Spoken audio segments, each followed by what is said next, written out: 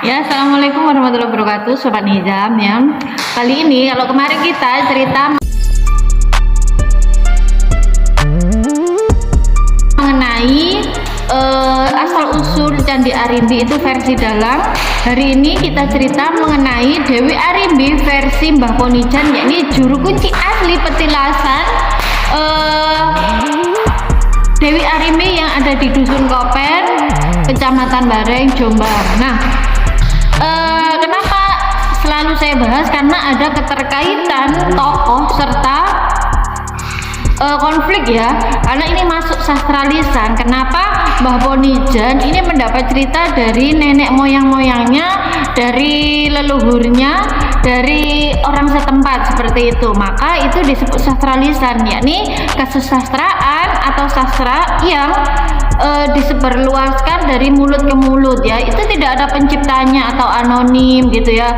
Rata-rata ceritanya itu bermuara pada kerajaan. Nah, versi Mbah Ponijan ini adalah Dewi Arimbi ini mempunyai dua saudara, yakni Arimbo dan Arimba, begitu ya. Lalu Dewi Arimbi ini menyukai seorang pemuda, yakni salah satu dari Pandawa. Jadi ini masanya Dewi Kunti mempunyai anak, salah satunya atau yang disebut Pandawa itu. Lalu Dewi Arimbi ini menyukai. Lah, karena Dewi Arimbi ini wajahnya itu ini ya, kan kayak separuh siluman seperti itu. Lah, lalu pemuda ini tidak menyukai. Lalu sama Dewi Kunti ini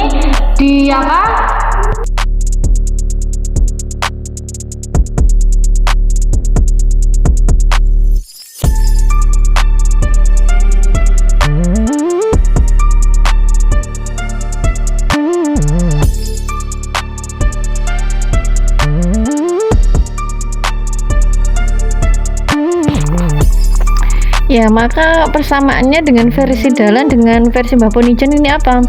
Satu, beberapa tokoh itu persamaan nama ya. Dewi Arimbi jelas itu ada, terus Arimbo. Di versi Dalang itu Arimbo sebagai raja ya. Jadi Arimbi ini anak dari Arimbo. Kalau versinya Mbah Jan ya, ini Arimbo adalah saudara dari Dewi Arimbi, seperti itu. Konfliknya tetap sama. Ini ada mengenai Buto Ijo, cuma pada versi Dalang itu Buto itu adalah bagian dari Dewi Arimbi, sedangkan kalau versi Mbah Ponijan, Buto ini musuh dari Dewi Arimbi, seperti itu. Jadi inilah kekhasan dari sastra lisan itu sendiri mengenai Dewi Arimbi ya. Jadi ini, kalau ini menuju petilasan Dewi Arimbi ya, memang letaknya di tengah-tengah sawah gitu ya. Ada yang unik, kata Mbah Ponijan itu, waktu dulu batu-batu yang ada di petilasan yang sebelum ada bangunan seperti itu dengan warga setempat, sebagian yang kurang percaya ya, itu batu-batunya dibuang di kali. Namun beberapa waktu batu-batu itu kembali ke tempat tersebut. Nah, sama Mbah Jan itu akhirnya lama-lama dirawat. Kenapa? Karena beberapa orang mungkin yang ini ya, kasih, kadang di situ ada yang semedi. Niat Mbah Jan itu tidak mendukung semedi itu dan sebagainya. Niat Mbah Jan itu hanya ben wong-wong iki ora kudanan, ora kepanasan, begitu. Beliau juga mengatakan bahwa ketika kalian kemanapun, ke makam siapapun, kalau niat kalian meminta kepada orang yang meninggal itu salah, meminta kepada Allah. Dan di sini ya wes, kita murni hanya kirim doa, seperti itu. Jadi bangunan seperti ini sebagian bantuan dari warga sekitar, terus dengan uang pribadi Mbah Jan sendiri, seperti itu. Nah, uniknya lagi ya, nah ini kan ada 3 tempat ya, ada 3 makam. Jadi ini Arimbo, Arimbi, dan Arimba, petilasan 3 itu. Jadi pernah suatu ketika dibangun makam itu ya, yang atasnya itu kan lurus-lurus aslinya, namun yang yang tengah itu kok agak miring. Kenapa?